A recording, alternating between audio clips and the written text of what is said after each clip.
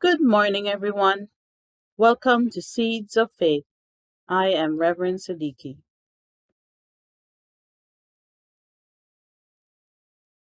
The seed for today is Go Fish. Who knows how to play the game Go Fish? The dealer shuffles and deals the cards out, 5 to 7 cards to each player, depending on how many people are playing, then puts the rest of the cards out face down in the middle of the table to make the fishing pool. The person sitting to the left of the dealer asks one player if they have a specific card. If the player has the cards, they give them to the one who asked, and if they do not, they say, "Go fish." You win the game when you match 4 of a kind for all your cards and have no more cards in your hand. Do you remember how to play? Have any of you ever been fishing before? Real fishing. What do you need to do when you fish? I have with me some equipment that people sometimes use when they go fishing. So here is a fishing rod. You put some kind of bait on the end and then you hold it until a fish comes along and bites at it. Then you turn this crank and try to reel it in. Here's another kind of item we might use, a net. This kind of tool might make it easy to scoop up fish if you had a lot of them in one spot. Sometimes people use really big nets to pull in lots of fish. This was probably how people used to fish in the times of Jesus. In fact, they used huge nets and then they would toss it in the water to see what they could pull up.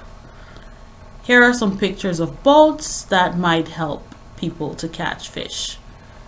So why are we asking about fishing? Well, here's another question. Have you ever been fishing for people? Wait, how does that work? Can you catch people in a net? Of course you can't catch people in a net.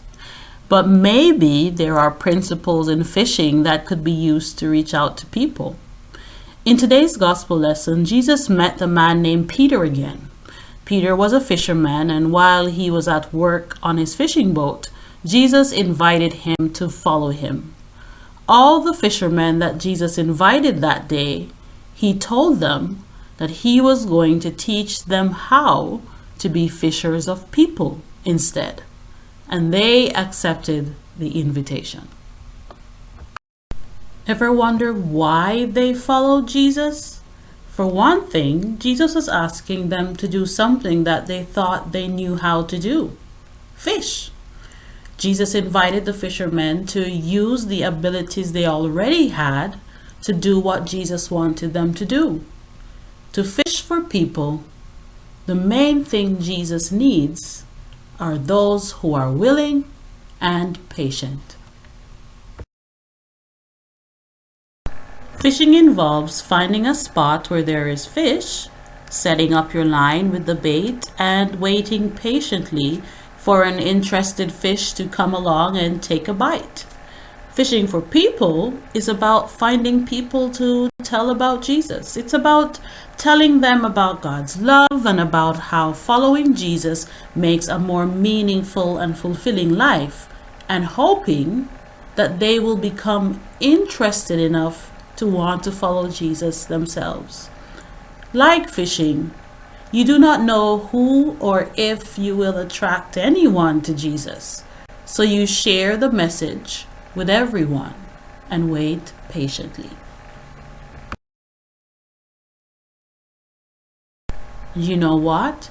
We have all the equipment we need to fish for people. When we serve, we show others that we are following Jesus' teaching to use our time or talent or treasure to build the kingdom. When we behave in Christ-like ways, we show others that we are following Jesus' teaching to live a life that pleases God. We have our personal stories to tell of how Jesus has helped us to live throughout the years. That's all the equipment you need. So here is a seed for this week. As followers of Jesus, we are expected to fish for people. We have all the equipment we need to do this work. We know Jesus and what he has done for the world.